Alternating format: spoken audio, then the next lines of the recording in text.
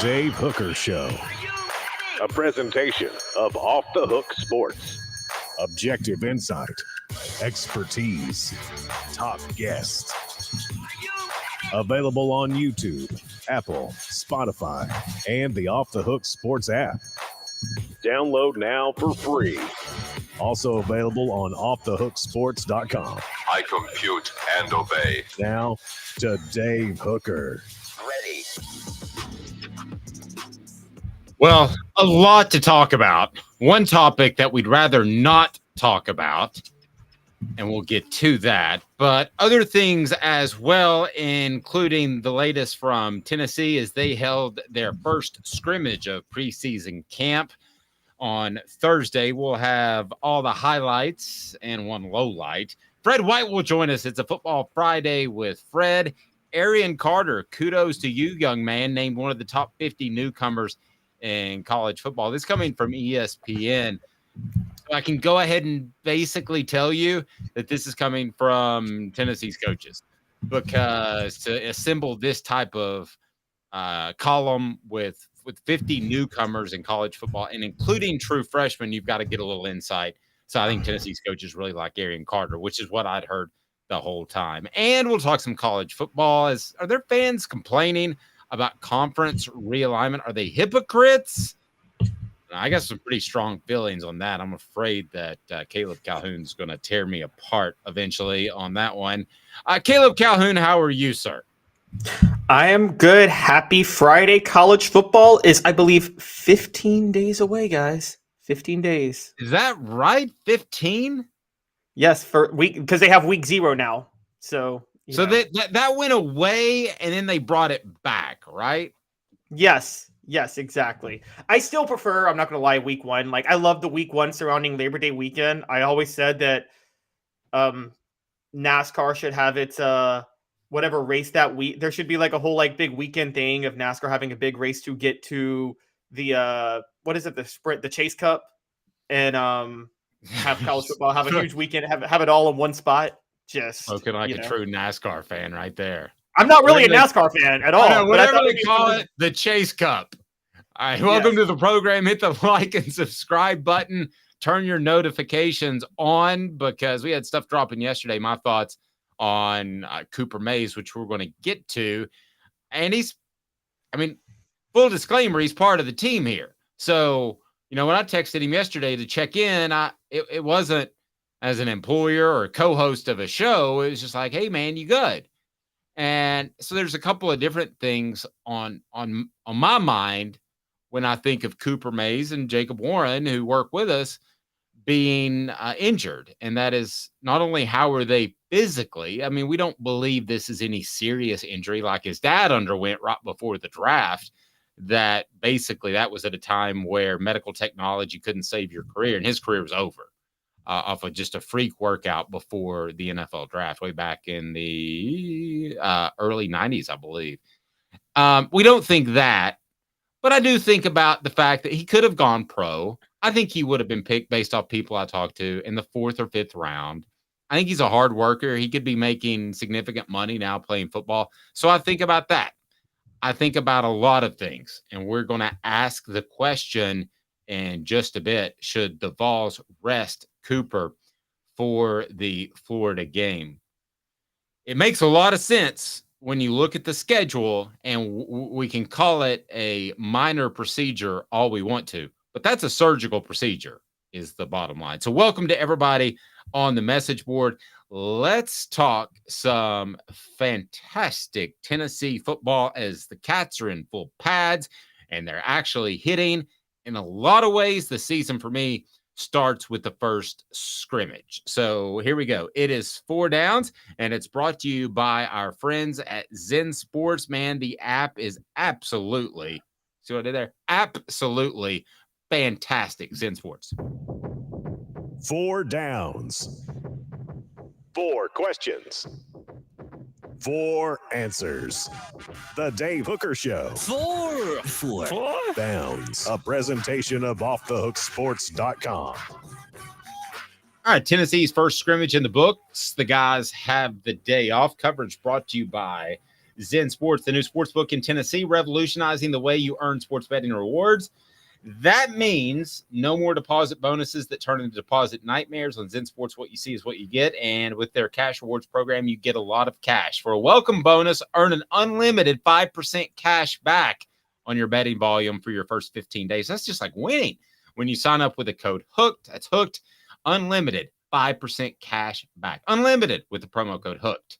Keep betting, keep earning with up to 3% cash back on your betting volume every month. After that, refer friends to earn a percentage of their betting volume as cash rewards too. Zen Sports bringing the cash back to Tennessee. So if you bet big on sports, you want to be betting on Zen Sports. Zen Sports betting just got better. All right, let's go to Cooper Mays, who does have the downs as we break down what the Vols did in their first scrimmage. By the way, I will pass along this. No inside information. I'm not going to do that.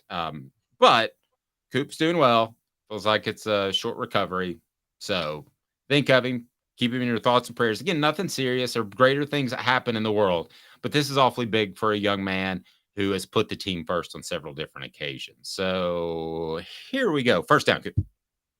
Oh, let's try that again. Coop here. First down. All right, Coop. Thank you, sir. He was absent for the scrimmage yesterday, but I guarantee you he'll be there for the rest of the run. Number one, the Vols missed Cooper Mays. I think that was pretty obvious in the scrimmage on Thursday. Ollie Lane is in that position. I think they had Addison Nichols, based off what I'm told, chalked into that or penciled into that position for a while. And quite frankly, he never went and grabbed it. So the Vols certainly missed Cooper Mays, who's not only a great leader in charge of a lot of the line calls. Listen, Ollie Lane's a scholarship athlete, but Cooper Mays is probably one of the more underrated athletes on the team. He's able to go against small defensive linemen like you saw at Pitt. He's able to go against big defensive linemen like you see in the SEC. And he plays with leverage, and he's really smart. So he's a combination of being really smart and a better athlete than he gets credit for. It's obvious. The Vols miss Cooper Mays. Down to Ollie Lane. Caleb, we talked about it. If this is the one player that you could have put in bubble wrap, this would be the guy. Yeah, no, this is very obvious that they miss him. And we knew this was a concern going into the year, and this is the Murphy's Law of college football. Anything that can go wrong will go wrong. And the worst injury Tennessee could suffer, the last player they wanted hurt got hurt. I guess if you want to take a positive of it, maybe it forces Ollie Lane or Addison Nichols, somebody to try to, puts them in a position to try to flip a switch, because they need somebody to flip that switch at center at some point. And all things being equal, center is probably never less than the second most important position on the offensive line, right? Yes, and I see what you're getting at. So left tackle would be the most important position, or right tackle if you have a left-handed quarterback, but yeah. Right. I would actually argue in Josh Heupel's system that maybe the center is more important than tackles. I never thought I would say that, but he does handle a lot of the line calls. But yes, it's one or two, needless to say. Right. So this is a big deal. And you're right. Handling the line calls is huge for the tempo of this offense. So we're talking now the offense could really struggle with tempo later in the year if they don't have Cooper Mays healthy. Guys, this is a big deal. This is a really, really big deal. And if no one else has flipped the switch at center, you're going to see a lot of mistakes early in the year that may not be fully on the quarterback. Let's just put it that way. Well, now you're assuming he doesn't play, which I want to get into, because theoretically, and I think Josh Heupel is probably being optimistic. Why wouldn't he?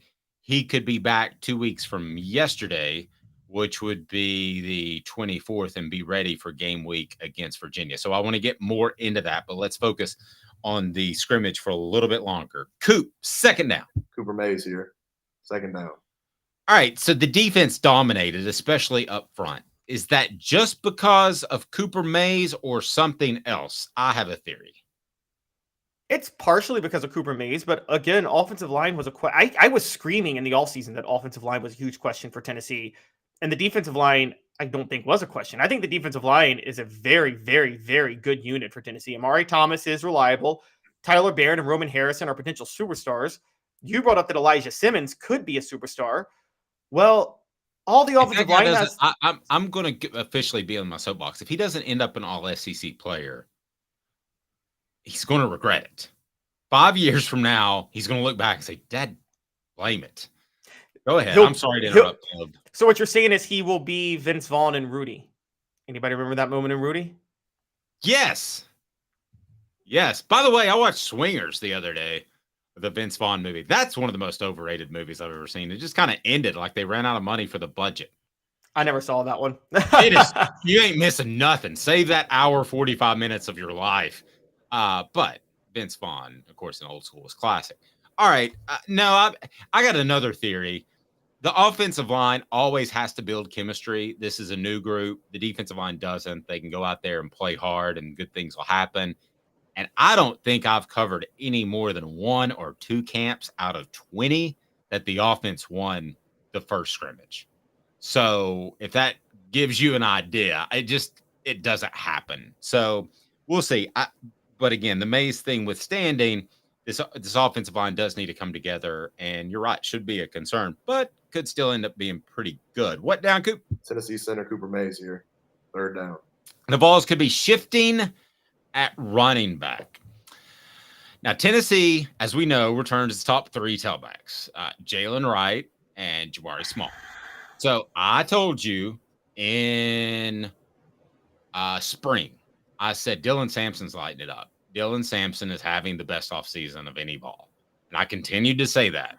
Right, Caleb? I said it the whole time. You did. I found it very interesting. Now, these scrimmages are closed, okay? So I'm not using my football eye here, but I found it very interesting that Josh Heupel, who is very premeditated in what he says to the media, he mentioned Jalen Wright and Dylan Sampson. Jalen Wright has a bit better wiggle, in my opinion. He can make people miss. Kind of a dumbed down version, Jamal Lewis, Travis Henry. Jamal Lewis could make people miss, which is what made him so good. I'm not comparing the players at all. Travis Henry, all he can do is hit you, and he did that very well. I feel like that's Jabari Small. All he can do is hit you. He's not going to wiggle and turn that 2-yard gain into a 5 into a 15 by making someone on the second level miss. So the quotes from Josh Heupel were very telling that he likes Jalen Wright and Dylan Sampson. Would you be stunned if Wright and Sampson are the 2 leading rushers for Tennessee and Jabari Small is 3rd? Yes, I'd be shocked if Small was 3rd.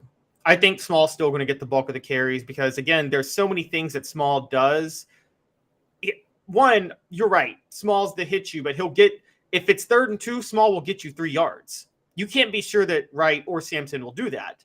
On top of that, Jabari Small is the best pass blocking running back on this team. There's nobody close to Jabari Small on that.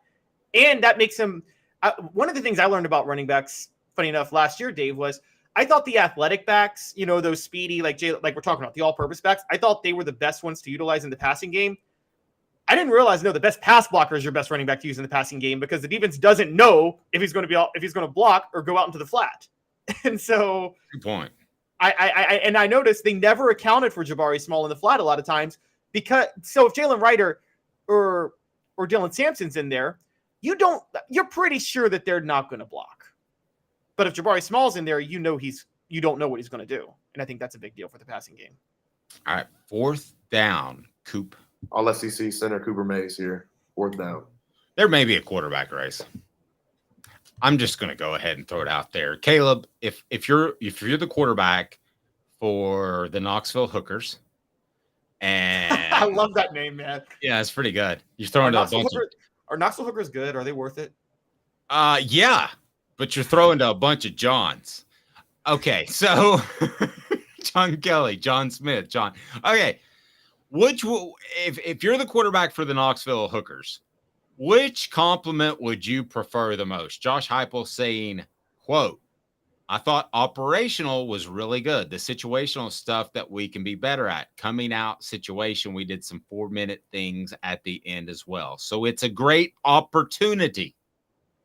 Who does that sound like he's talking about? That sounds Who's like that? he's talking about a freshman quarterback at that point. He's not. Okay. The other quote. Heupel. He's running everything, man. You know, you've heard me say that when they finish spring ball, when they come back beginning training camp, they should be a different player. He's a different player. Talking about Nico. There's a quarterback race. I'm going to be the first to go out on a limb. As orchestrated as Josh Heupel is, his comments and Joey Halsley's comments have come out very strong about Nico.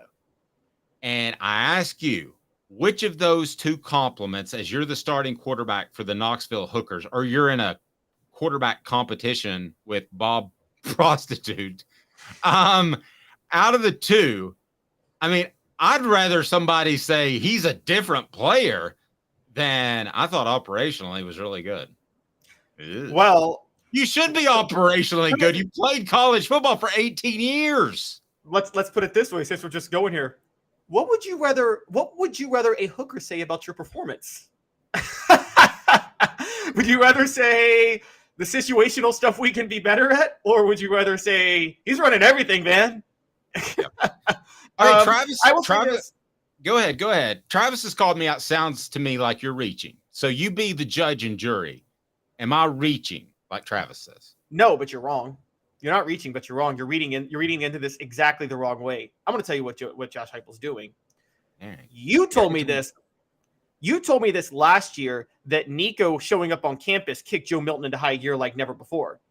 Josh Heupel is saying this to keep Joe Milton's edge for him. That's pretty good. That's my guy right there. That's good stuff. Josh Heupel wants the media stories about the quarterback controversy because he wants Joe Milton to not be relaxed in the starting job. Okay, I really like that. There could be a column on that. It was kind of planned for yesterday, but the Cooper Mays thing happened, and that is obviously a big deal. A Football Friday with Fred. Fred White will join us. Let's talk today's tough question now, and it's brought to you by our friend Andy Mason at andymasonrealestate.com. Today's tough question. Take a side. Take a stand. The Dave Hooker Show, a presentation of offthehooksports.com. Should the Vols just rest Cooper Mays for the Florida game? Should they go ahead and say Virginia beatable with Caleb Calhoun at center? Austin Peay beatable with Caleb Calhoun at center? Should the Vols rest Cooper Mays, Tennessee center, who's supposed to be out 13 more days? We're going to do a countdown. Should the Vols rest him for the Florida game? I want to say yes, but I remember this happening one other time, 2002, different position, but remember Tennessee rested Kelly Washington for the first two games for the Florida game, and then Kelly Washington came out and it didn't stop them from losing to Florida. Totally different scenario. That was the rain, so where Casey Clausen didn't know how to snap the ball in the rain. Yeah, that was when they had the new football. Travis, you talk about I'm reaching. They had the new football that was slick as glass when you put water on it. I remember Philip Fulmer the Monday after dunking the footballs and filling them. I was like, we've really gone elementary, haven't we? We've gone way back old school to checking the slickness of the football. Okay, I love you. I think that's a little bit of a reach. Here's why I rest him. Because if everything goes well at Florida, all the goals are still on the table. And arguably they are, even if you lost at Florida. But I think Cooper Mays means that much where I would just say, buddy, take a month off. Take a month off, do what you need to do. And here's the other thing. If he comes back on August the 24th, which is 2 weeks, first of all, you and I would agree that Josh Heupel is going to be optimistic in that prediction, correct? Yes. Yes, okay. He is. If he comes back in 2 weeks, now I don't know, at least I'm not going to share if it's upper body or lower body, okay? But if it's lower body, and even if it's not, you just can't condition for this system on a treadmill or an elliptical.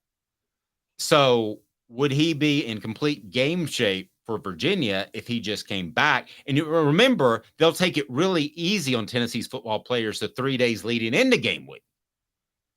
So Caleb, I'm telling him right now, I'm saying, don't you even think about doing anything for a couple weeks. Get yourself right. And then we'll get you up to game speed for the Virginia and Austin P weeks.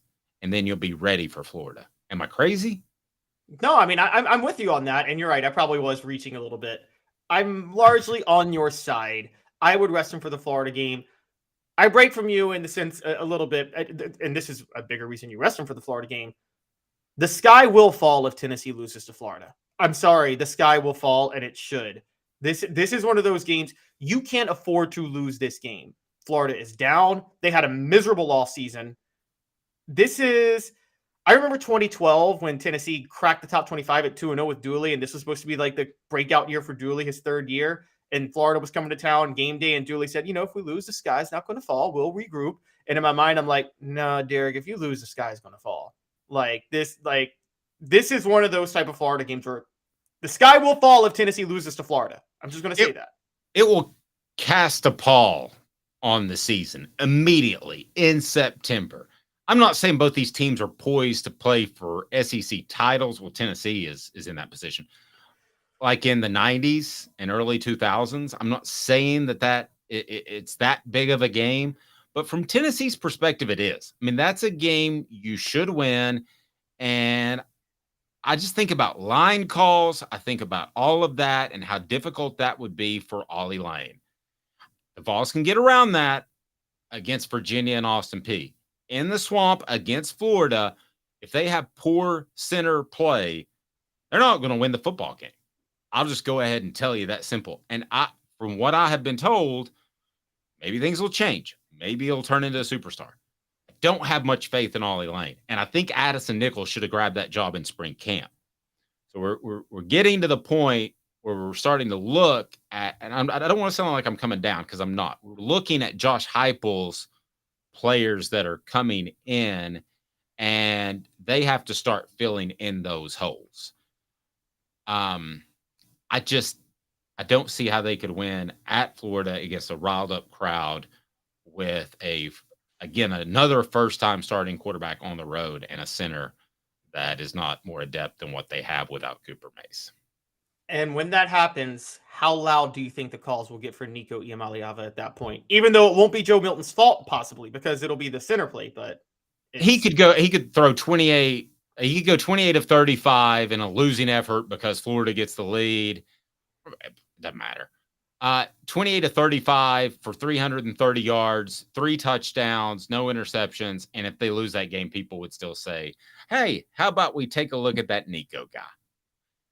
And that's the last thing you want is a quarterback controversy. Because I can tell you firsthand, 2005, a quarterback controversy will absolutely tear apart a team. You have to make a decision and go.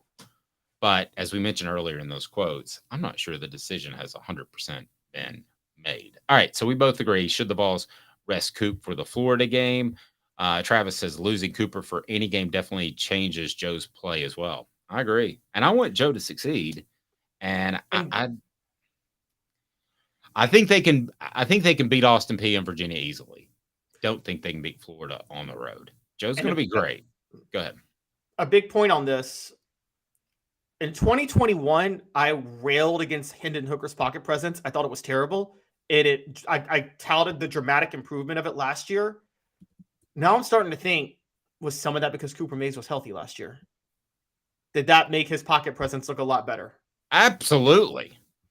110,000%. He was injured often in 2001. 21. No. 21. I completely agree. I think it was a huge part. Go ahead and hit that like button. Make sure your notifications are on. If you haven't subscribed, do so and tell a friend. We're almost to a 2,500 mark, and I know it's just a vanity number, but it would be cool to get to 2,500 or maybe even, let's say, 3,000 before the season starts. Let's throw high goals out there. I need you to tell friends, and when you see the show, I need you to share it because we're getting huge. I still need to get that drop from Donald Trump. I won't share my politics with you, but I do like making fun of both sides. Coming up, it's a Football Friday with Fred White. I will ask him a couple of questions. How does an injury affect a team? Remember, the Vols went through that with Jamal Lewis in their 98 national championship team. And what's the perfect amount of tailbacks? Can you have too many? Well, the Vols didn't have too many in 98 because they were able to plug in the Travises when Jamal got hurt. Football Friday with Fred, brought to you by Andy Mason. Stay tuned. More after this. He is Caleb Calhoun. I am Dave Hooker.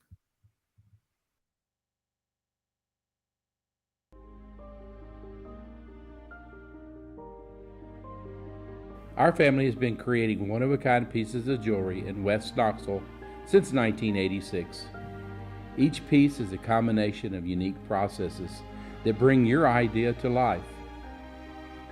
Every day in our shop, a truly special item with a story all its own is being manufactured in our facility, bringing the history and family sentiment into a whole new generation of life. We're grateful that you chose us to be Knoxville's best jeweler, a title that we value and respect. Because to me, being a jeweler and owning a jewelry store are not the same thing. I'm Rick Terry. I'm a jeweler, and we want to be your jeweler. Kingston Pike and Campbell Station Road in the heart of Farragut, and downtown on Gay Street right next to the Tennessee Theater. Hi, Mike Davis here with City Heating and Air, reminding you to always dare to compare. Our team provides quality local heating and air service, installation, and maintenance across East Tennessee. We use only the best equipment like American Standard heating and air conditioning for your residential, new construction, or commercial needs. Honesty, dependability, and customer satisfaction have been the cornerstones of our business since 1961. City Heat and Air. Dare to compare. These mountains hold and defend a spirit far better than moonshine. A drink that holds flavor, that becomes necessity. A hard cider made and relished by folk who are as hearty as they are legend. A refreshment that can only be found in one place, with a taste that makes you say, give me 3 bottles of the good stuff. Tennessee Cider Company, where necessity can be found.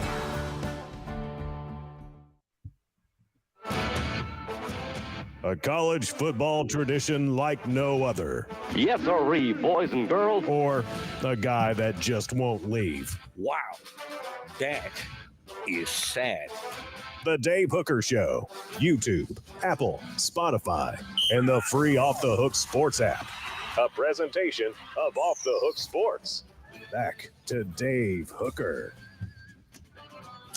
All right, let's bring on this next guy. He's dealt with injuries. Anybody that's played football for any amount of time has dealt with injuries. I'm not talking about himself. I'm sure he has as well, but he's been around a team that's been vastly affected by injuries. I can't think of a better guest to have on to provide insight to that than Fred White for a number of reasons.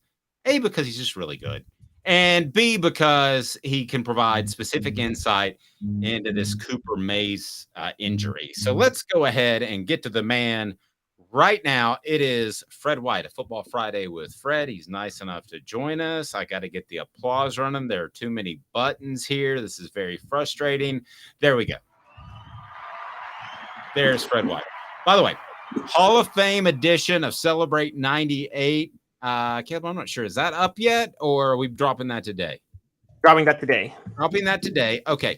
You'll be able to check it out. So Fred and I had a lot of fun with this, and we talked about some of the most competitive, toughest Vols, but he couldn't say 2 words. He couldn't say Al, as in Al Wilson. He couldn't say Fred, as in Fred White. So we turned through some good names, Fred. That was fun.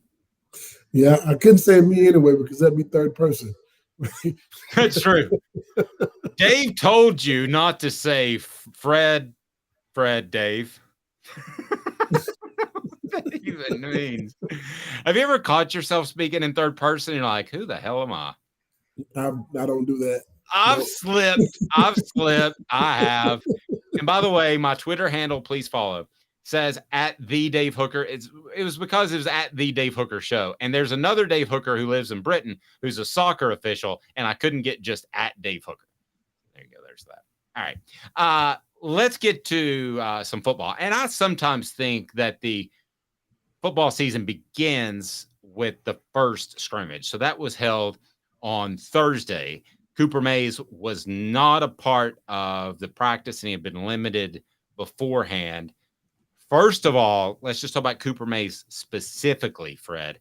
How important is he to this football team? Very important, because he's this is a senior year. This is what, 5th-year senior? Yep. That makes a difference, because the leadership, he understands what's going on the offensive line. He knows pretty much every position and what every guy's supposed to do. And being the center makes a difference too, because that center quarterback exchange is important. Anytime you change the center in a game or at any time, you got to get continuity with him and the quarterback. And I think that I hope he gets healthy quick, because we're going to need him first start of the season here. No, I think you're right. And you said the chemistry between the quarterback and center is so important. Fred, how long does that take to develop? I mean, is that something you can't just pour some pixie dust, as Philip Fulmer used to say, and expect that to happen, can you? No, you really can't. I think those things have developed over time. I mean, it's not something you just plug and play. You can plug and play a lot of different positions, but that's one position that I don't think you can just plug and play. It's going to take some time. Look, usually when you see a center go down, when that next guy comes in, you'll see a few mishaps here and there. It's rarely that it's just a seamless transition, because it's a position that you gotta constantly snap the ball. You got to constantly understand what the quarterback's trying to get you to do, the cadence, making the calls at the line of scrimmage, and those type of things as well. You are the leader of that offensive line, and you got to be be on the same page with your quarterback at all times. And everybody doesn't snap the ball the same way. It doesn't have the same feel. I played quarterback in high school, and my center from high school, we always laugh and joke, like we still have a really close relationship. He said, "Man, you're the only guy that's been that close to me, ever in my life."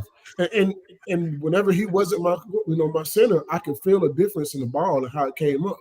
He knew exactly where I wanted the ball to be and how hard I wanted to come up and those type of things. It made a difference. So yeah, anytime you change the center position, you have a few mishaps. And we're in the shotgun a lot. We don't take the ball on the center as much. But even that, not everyone snaps the ball the same when it comes to shotguns and the same velocity and the height and those type of things as well. When you know where your quarterback wants the ball, you put it right where he wants it. And that takes some time to generate that. Fred, before I dive in, first of all, for those who don't know, Fred White's in the Atlanta area. How psyched are you for the Renaissance World Tour this weekend? I don't know. The Beyonce concert. Beyonce's at Mercedes-Benz Stadium. I knew exactly what you were talking about. But, back when I was younger, I might be happy because there's a whole lot of women going to be in town. Now are you saying I could care less. Is Jay-Z going to be there? Wait, you're saying you don't have your crystal bikini that you're going to wear to the concert? I've seen Beyonce in concert with Jay-Z. I'm not going to see a Beyonce concert by herself. I saw Beyonce in concert in 2000. I saw Beyonce in concert in 2007 when Robin Thicke opened up for her. Funny enough. So was he on Growing Pains? Oh, no, that was his dad, Alan. So back to football. Fred, we're talking about the fact that nobody has really developed behind Cooper Mays yet at center. They tried Addison Nichols. They tried Ollie Lane. I thought Addison Nichols had a lot of potential. For somebody like him, is it just a mental hurdle at this point, or is it possible that maybe he just wasn't as good as we thought he might be? Well, some guys just aren't centers. I mean, you can't just make a guy be a center. He either is or he isn't. It's not like I said, it's not a plug and play position. You can't take a guard and say, well, he's going to be a good center, and he's never really snapped like that. And just because you may have played it in high school don't mean you can play it at the next level, because the responsibility is a lot bigger than what it would be at a high school level. You got to call to your guards and let them know what's going on, which guy you're going to help, what a linebacker sits.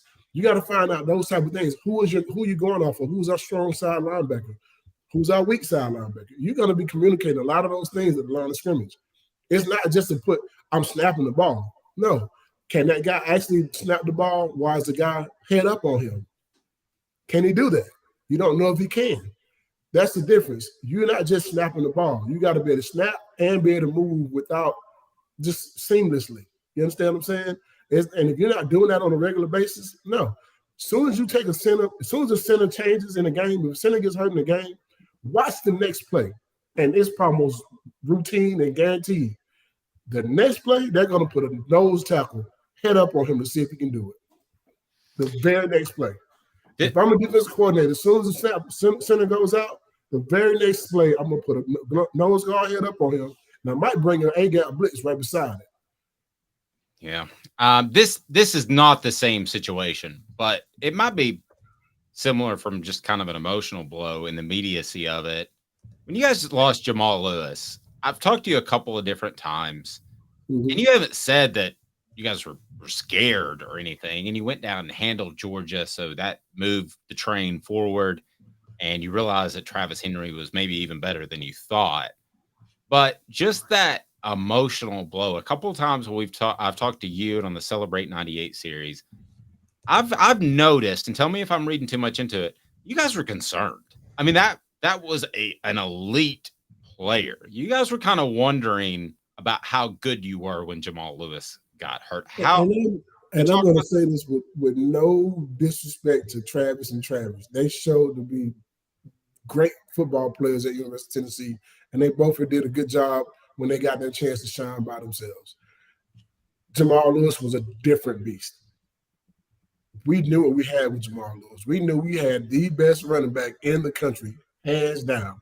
And we felt like we were going to be able to – he may have been a Heisman Trophy candidate, if not win the Heisman that year. That's what we thought, because we knew we were going to run the ball and pound the rock. When he went down, we didn't know what it was in the locker room. It was the next week in practice, and we found out that he tore his ACL.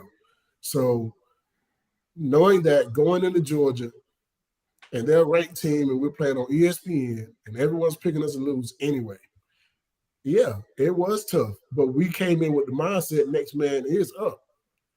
We knew we had some good running backs behind them. We didn't know how good they were going to be. But we knew if we had two guys that can do what Jamal Lewis did by himself, we have a great chance. And our line was good. And our defense, man, we thought, if you can't score, you can't win. Plain and simple. And I'm not going to tell you any lies. When it comes to Jamal getting injured, I got injured in that same game. I didn't even play in the Georgia game. So we were both going to get MRIs on our knees to see if we tore our ACLs. Oh. Yeah, I knew you didn't play. I didn't know you were concerned it was that serious. Yeah. I mean, I took a knee to the helmet to the knee, and I didn't play the rest of that Auburn game either, fourth quarter. And I'll never forget the Georgia game. I tried to go, but I knew that I hadn't torn my ACL. We both got MRIs, and I remember I went before him, and when he came back, that's when we found out he tore his ACL. Coaches told us, and I knew that already because I was on the same visit to the hospital that he was. So, yeah. Fred, when a team's as talented as y'all's team was in '98, when you lose a star like that, because obviously you didn't just lose Jamal Lewis in the fourth game. That was heading into the year where you had to replace Peyton Manning at quarterback. Mm-hmm. I think of like something like Alabama going into this year having to replace Bryce Young. Do you think sometimes that can help because a lot of other players who may have been a little bit complacent, relying on the stars, are like, oh, I got to step up now because this superstar is out? Well, there's no more watching. You're not going to watch on the sideline and you're going to get your job done. You're handling your business. I mean, I think football teams and football players, most athletes find any and everything to motivate them. I think knowing the fact that Payton was gone and everybody was expecting us to be an 8-4 football team, I'm thinking, man, I'm better than 8-4 myself. So I don't know who you're talking to. You know what I mean? So that's. Can I give a little background? Can I give a little background? So Philip Fulmer told you guys in the offseason, and he said he was serious, but you guys kind of think he was playing. We don't really know. He said that he thought the '98 team was about an 8-4 team or 7-5 team. We were an 8-4 team at best. Okay. That's what he told us. He said that in the team meeting room. And I think that's the day we had that big brawl. Yeah. So there's a story. You need to definitely watch the Celebrate 98 series. When did we talk about the big brawl? Who was that? That was Spencer Riley. I think that was either Spencer Riley or Jermaine Copeland. One of those guys brought it up, and I can't remember which one. But I remember Spencer Riley talking about it, extensively. Yeah, it was Spencer. That one is just fantastic, and it's one of the newest. So check it out. Again, turn those notifications on, like and subscribe. This from the message board. Fred, you need to be on UT's coaching staff. I've never asked you this question. I don't know why. Did you ever consider coaching? No, I like my time. That's fair. Stuck. And you coached for a short time. Was it in high school? Was that? Yep, CAK. Okay, gotcha. Christian Academy in Knoxville. And that gave me my introduction into coaching, and it made me realize once I'm done with this group of guys, I'm good. I'm good. I don't need it anymore. And I mean this as a compliment, but Fred in recruiting would be like me. You're begging a 16, 17-year-old kid to come to your school. And if he said, I don't know, I'm thinking Georgia, I'd be like, fine, I got to go. I got to go recruit somebody else. I could not do that. I think here's a difference, though. I watch football players. I watch the game. I watch what you do on the football field. I don't know if many coaches are still watching film. And I think a lot of guys are watching, this guy's a 4-star. This guy's he had these type of camp numbers. Hey, man, everybody you say is a 5-star is not a 5-star. If that was the case, they'd be first-round draft picks as soon as they get done, right? Yeah. How many 5-stars be first-round draft picks? Most of them are not. So all this hype, I look at film. What does he do? Is he the best football player on the football field? I don't care what his intangibles are. He could be 6'4", 260, can run a 4.3 40. How many sacks do you have? So you mean to tell me if you're in high school and you're that big and that fast and you don't have over 20-something sacks in the season, I don't believe that you're that good. I don't care how fast you run. There are plenty of guys who can do great at combine stuff. The NFL combine shows you that. I mean, so I'm looking at what you do on the football field. Can you get the job done? What I'm looking for, that's what I need. Okay, this guy can hold up the defensive end position. He can withstand the run. He can also read whether it's run or pass and get into his pass rush really fast. Does he have a good first step? Can he turn the corner? When he gets to the quarterback, what does he do? Same thing in the secondary. Does he have any ball skills? I don't care how big and fast he is. It's not making him. I need guys who can make plays. I don't care what your number is.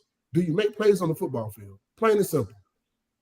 It's great stuff. Speaking of guys that make plays, that's what Butch Jones did. Obviously, he didn't care about star ratings at all. Okay, I'm sorry. That's sarcasm alert going on there. I know offense. Well, yeah, I don't care if you take offense or not. He didn't have really good skills when it comes to recruiting. No, he might be good with the band, but he didn't know the football players. I guarantee you that. Tennessee went through a 3-coach run where one recruited felons, the other didn't bother to recruit. Yeah, didn't bother to recruit. Yeah, that's the best way to put it. And the third couldn't evaluate talent. That's not good. Speaking of evaluating talent, Josh Heupel had some great things to say about Dylan Sampson and Jalen Wright. So what have you heard in the offseason about Dylan Sampson? Because I've heard just incredible things, that he's had the best offseason of any Vol on the team. He's ready to take another step. I'm curious what you think about him and what you've heard about the offseason he's had, because he had a great scrimmage on Thursday. You know, I saw that the Doak Walker list has 2 of our running backs on it. Mm-hmm. Jabari Small and Jalen Wright. And I thought to myself, I don't even know if they're going to be starting toward the end of the year. Yeah. No offense. I think they're great running backs. I think we have a good group of running backs like we did back in the day. Now, I'm not going to sit here and tell you that they're Jamal Lewis, Travis Henry, and Travis Stevens. You look at the record books at UT, it shows how good they were. I don't know if we have that, but I think we have 3 different guys, and maybe even 4, that can get the job done. But Dylan Sampson is a guy I have been paying attention to since he got on campus. And I have been trying to figure out why he hasn't been a starter yet. And I've been trying to figure out when is his breakout year going to come. I think this might be the breakout season. I think so too. I think he may be the guy that we're looking at game 3, 4, 5, and he's going to be the guy. Yeah. Quick aside too, before Caleb jumps in, he's an outside guy. So you can't run away from the center, but you could do some toss sweep stuff if Coop's on the shelf. Go ahead, Caleb. So, Fred, dare we go Alvin Kamara with Dylan Sampson? He does remind us of him. Not just me. A lot of guys who played with me, we go watch practice and we walk away like, man, who do you remind you of? And every last one of us bring that name up. Now, I don't like doing comparisons. I really hate it. But he has the same skill set. Same skill set. Yeah, pretty strong. Pretty strong. Would it stun you? Okay, out of those three, if you had to predict who's the odd man out, who's the third leading rusher? We're talking about Jalen Wright. In today's game, having more than one guy, you don't have a bell cow anymore. No, you don't have that in the NFL. I mean, only bell cows you really have left are like the guy for the Titans. I mean, that's pretty much the only bell cow you have. Everybody else is interchangeable. You got this guy for first and second down. You got this guy for third down. You got this guy for change of pace. I think using those three, being able to find a way to put all those guys together and keep them fresh. I think Dylan Sampson is one that can do all those things. I like Wright. Wright is a home run hitter. He can run. And he plays very well. He's done some good things for us. And I think Small, he gives you what he has too. He doesn't have the same speed as the other guys, but I think he gives you what you need between the tackles. He can run the ball between the tackles. He runs tough. He runs hard.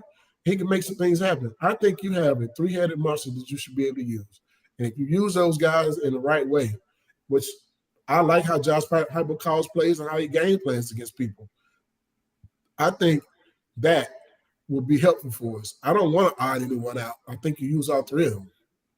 Interesting. Let me ask you this. How do you manage that? Because they want the ball 20, 25 times a game. I mean, who wouldn't? They're a competitor. But how do you manage that in order to make sure that everybody's happy? And I'm curious, going into that 98 season, you think Travis Henry or Travis Stevens were like, man, I'm not going to get much of an opportunity here because J. Lou's pretty special?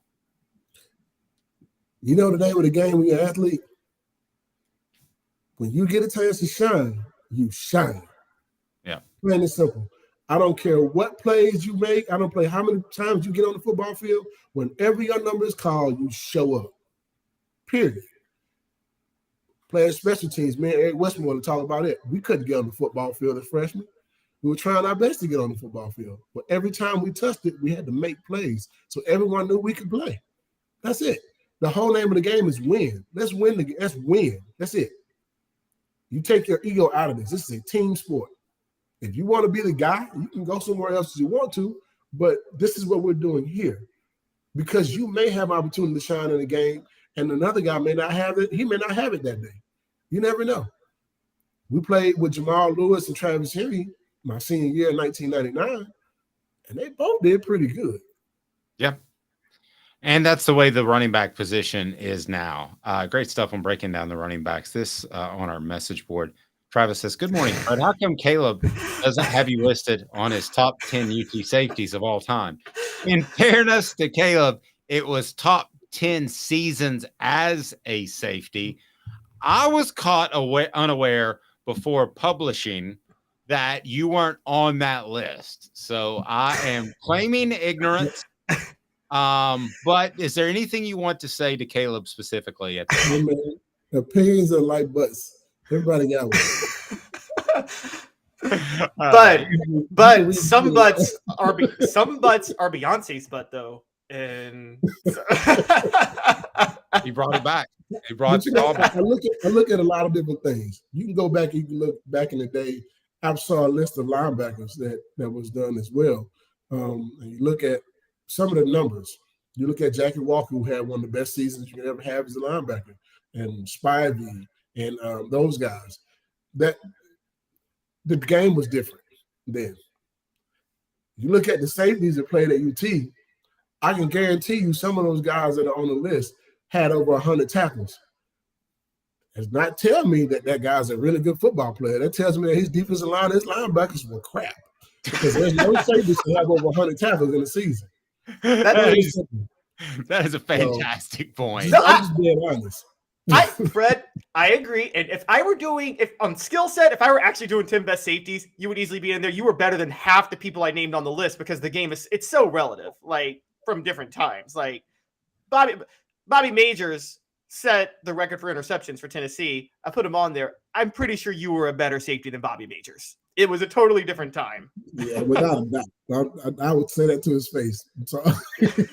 I would completely understand that. He is Fred White. If people need insurance anywhere in the Georgia area, it's very easy. Just Google Fred White Allstate, and bam, you'll be in good hands. How strong is that, Fred? How do people get a hold of you? You know, Dave, they can give us a phone call at 770-381-0367. You can also Google us. Just Google Fred White Allstate. That's a very simple way to do it. And if you're in the social media, we're on every platform. It's Facebook, Instagram, and X. It used to be Twitter. I constantly look at my computer and I'm like, what in the world is X? What tab do I have pulled up? And now when you see videos, Elon Musk. And now when you see videos, it's X videos. Which don't type that in Google, guys. Yeah, just go ahead and change the name to OnlyFans. Exactly right. Yeah. Just for the record, Beyonce nude on that horse. Did I miss that? When was Beyonce nude on a horse? That's that album cover. Oh, it's that crystal bikini that I said Fred White has in his closet that he's going to wear tonight. I haven't seen it.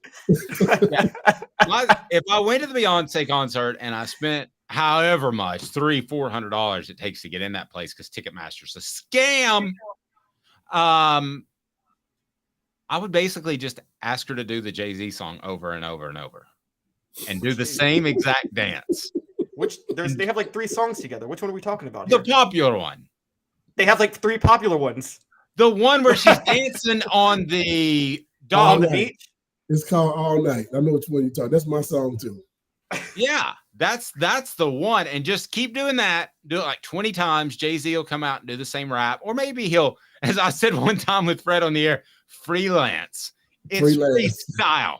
Freelance is when you do work as a journalist on the side. And Fred just looked at me when we were on the air one time. And he was like, you don't even know what you said. And finally, it was John Adams. He goes, I think it's freestyle. All right. Captain Caucasian, non-hip guy right here. He's Fred White. Have a blessed weekend, sir. And we will talk to you more again. You got to check it out. Fred White. Allstate, you will be in good hands. Have a great weekend, man. You make the show better each and every Friday, and we love it. Man, thank you guys for having me. Go Vols, baby. He is Fred White. You talk about listen, let me just tell you something about Fred. Go ahead and hit the subscribe and like button right now because he's going to have some great insight into Tennessee's preseason camp now that they're actually popping pads. I'm just telling you, it's going to be great stuff. He is that good. Wait till my wife asks why you're paying $8 for X premium.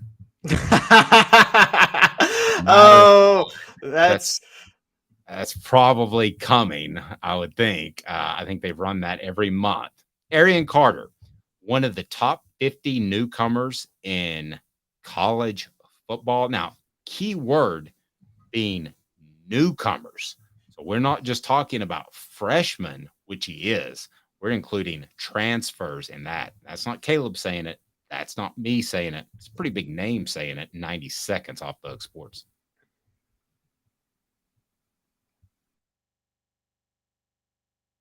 Candace, I was really heavy into the drug culture. I was selling drugs. I was just constantly in pain. I was missing like a good support system in my life. Candace has given me everything that I need in order to successfully have a wonderful recovery, in order to have a life that I didn't even know was possible before. And it's not just about me anymore, and I love that. I absolutely love it.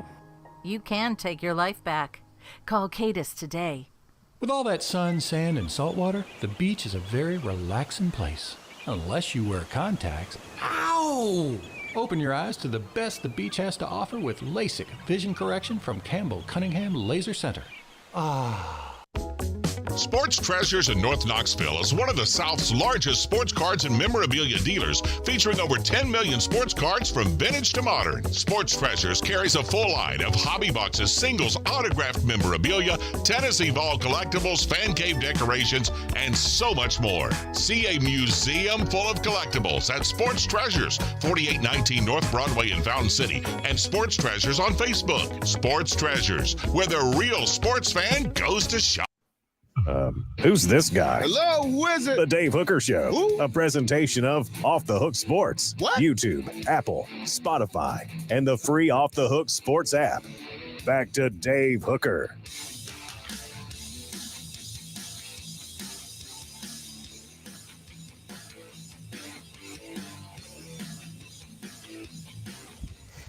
Stupid video. I'm an audio guy. I'm a radio guy. And Caleb is pointing out during the break that my shirt's inside out. Stupid radio. Stupid video. Yeah.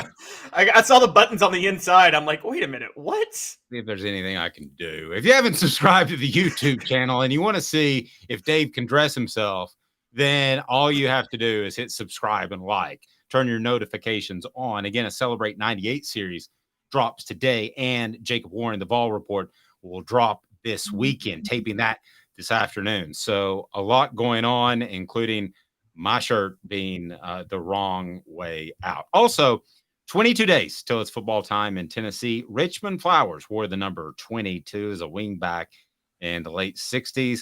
Why was Richmond Flowers so important to the history of Tennessee and the SEC and college football? Any insight to that? Because I can.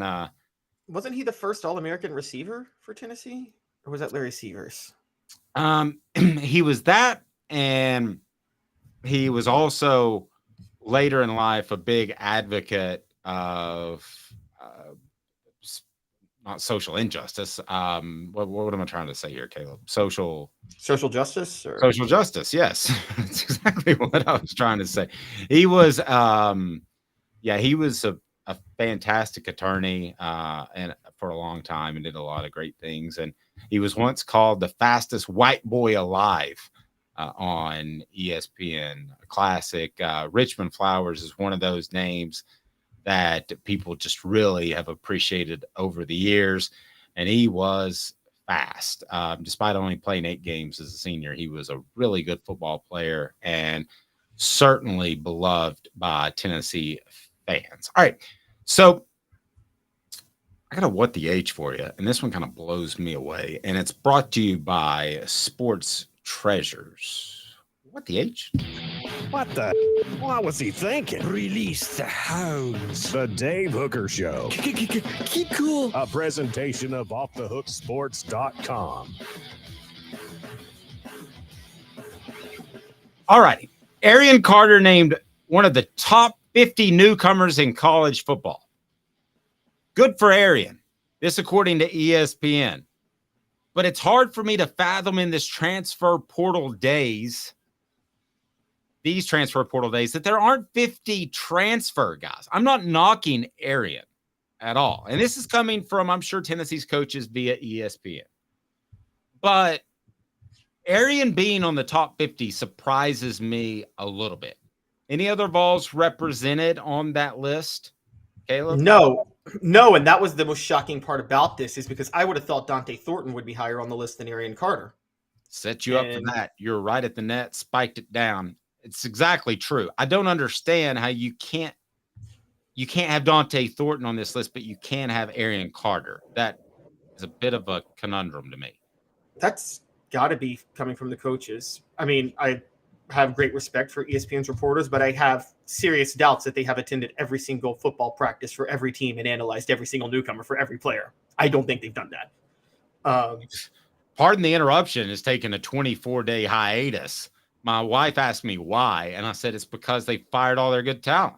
So, no, they didn't have a reporter there. I mean, Chris Lowe would be that guy, but he's got to cover the whole SEC. So, no, they have not had a reporter there every day at practice. So you're right. They have no insight other than something that was fed to them Listen, I think Arion Carter can be on the list. I'm curious if you just kind of do a quick glance of the top few and who from the SEC is on the list, and then who stands out to you as far as being a freshman, because it's really difficult for a freshman to make this list in the transfer portal days.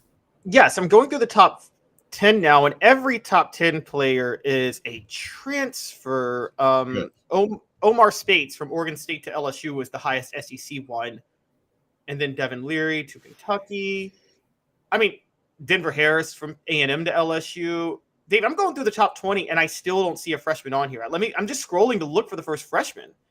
And, okay, Caleb Downs at Alabama. But I've heard a lot of good things about Caleb Downs. I mean, that guy's the next superstar All-American of Alabama.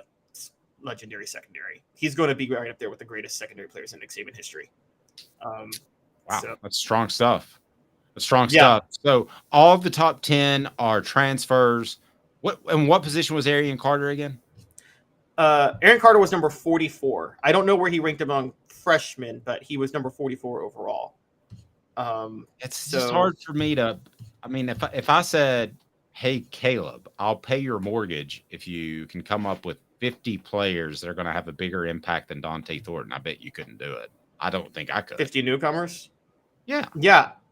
I agree. And, the thing that threw me off was, so Carnell Tate's on this list at 42, who we all know Tennessee lost out on to Ohio State recruiting him. But Carnell Tate is going to a loaded receiver room. He's not going to play this year. No, there's 3 first-round picks on that roster at Ohio State. Yeah. So I'm not. So should we just dismiss this at all? If we're going to, let's not put the author's name in the title of it, because we've done that once before. And the author of said article that we ripped one day and asked him to be on the next day, he said, "Just FYI, take it easy on me. I saw the video you did." Oh, sorry, Adam. No, I don't take it easy on people. Hey, we got him on the show. It worked. That's true. So who wrote this? Who are we questioning? This is Tom Van Haren wrote this, and the top 3 makes sense. Travis Hunter, Sam Hartman, Shedeur Sanders, the 2 Colorado transfers, and the quarterback from Wake Forest and Notre Dame. All of those make sense. So let me ask the message board for a second, because I'm in a journalistic conundrum here. I would like to have Tom on. I know Tom primarily focuses on recruiting. Maybe that benefits him. Maybe that doesn't. In these type of lists, I don't think it does. But I would have trouble actually interviewing him and without saying, what the H? How in the world is Dante Thornton not on this list ahead of Arion Carter? How is Arion Carter ahead of Dante Thornton? I mean, this almost seems like an oversight. Also, and he hasn't won the job yet, but I would have Tyler Buckner at Alabama over Arion Carter. A lot of these guys, the Notre Dame transfer at quarterback. I mean, Dave, he's going to win the job, isn't he? Yeah, I would think so. Let me ask you this. Would you, if Tennessee's top newcomers, okay, would we agree that Dante Thornton and Arion Carter in no specific order are 1, 2? Would we agree? Keenan Peely, too. Keenan Peely. Okay. Which throws me up even more, because Keenan Peely is going to start over Arion Carter, and he would be counting as a newcomer. Yeah. Okay. So let's say they're the top 3. Can we do that? Let's say they're the top 3. Who's 4? And by the way, it's brought to you by Andy Mason, AndyMasonRealEstate.com. Best prices and service in the biz. Trust me with AndyMasonRealEstate.com.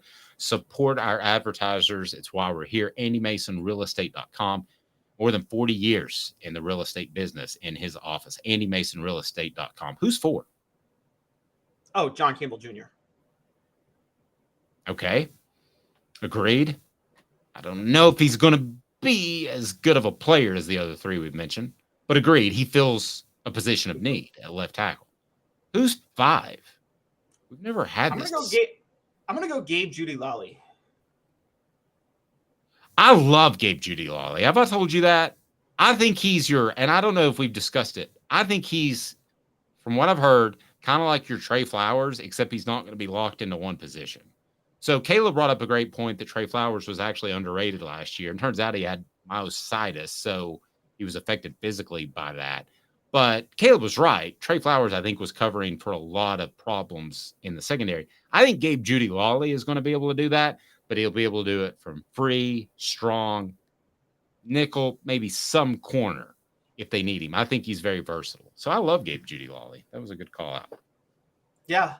We might as well. I was actually going to say this for next week. We're already going into it, so we might as well dive in, like most impactful transfers, maybe. But like that's the top 4.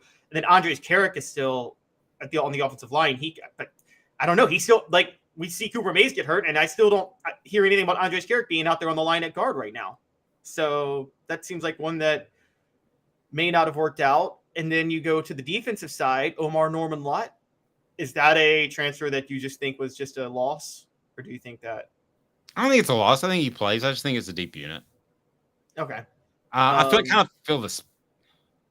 I don't think Carrick's a loss at this point. I think it's a little bit surprising he didn't come in and just grab the position at left guard. Yeah, and that's somewhat of a red flag.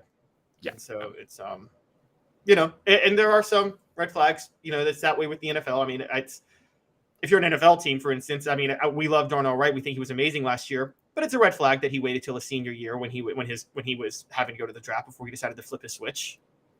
So D said Ethan Davis. I think Ethan Davis has a chance to be a once a decade type of tight end. But he is so raw right now. If he plays much at all this season, it'll be sparingly.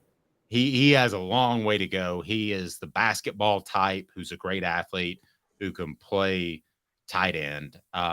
So I think it's going to be some time before Ethan Davis. But next year, when we're having this conversation, I think we'll talk about Ethan Davis as one of the most exciting players on Tennessee's roster. So, and also that's one of the things that'll be in the ball report. I want to ask Jake about some of the things that Ethan Davis said about basically being a big brother. I thought that was incredibly strong. The ball report with Jacob Warren is brought to you by our friends at Bassey Lawn and Garden. Man alive, it is worth the drive. And lastly, this is something that Caleb wanted to get into, and I'm curious where he's going with this. Are college football fans complaining about conference realignment hypocrites? Yes. Yes. This stuff happened back in the 1930s. The Pac-12 almost died back then. And I think hypocritical and or uninformed, Caleb, because the sport is going to be better when you have 12 average to above average matchups and you take off the Austin Peay's of the world. I don't know what Austin Peay does in that world, but in my world, it's 12 great football games for whoever you follow if you're following one of the top 36 or so teams in NCAA football. What do you think of the critics? So they are hypocritical. You and I differ on whether or not this is better. I'm not as much of a fan of it. That's a different debate for a different time because I actually want to get to my point with the fans, though, because this struck me as another guy who our guy Josh Pate, who we interviewed at SEC Media Days. We listened to a lot. I love him. He's been critical of this too, but he said something that I think you can't hold these two thoughts in your head, which he talks about how average and mediocre the people running college football are and how they're not thinking things through. But then he touts Greg Sankey's intelligence. Well, who the heck do you think is fueling realignment?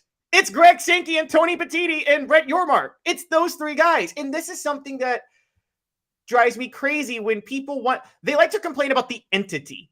Guys, the NCAA is not an entity. You can't blame the NCAA for this. They have no power, and they never had the power to stop it. As you know, Dave, the Supreme Court, if you want to blame people, you blame the Supreme Court for the 1984 ruling that gave conference autonomy for TV deals, and then you blame every conference commissioner dating back to Roy Kramer who poached other conferences.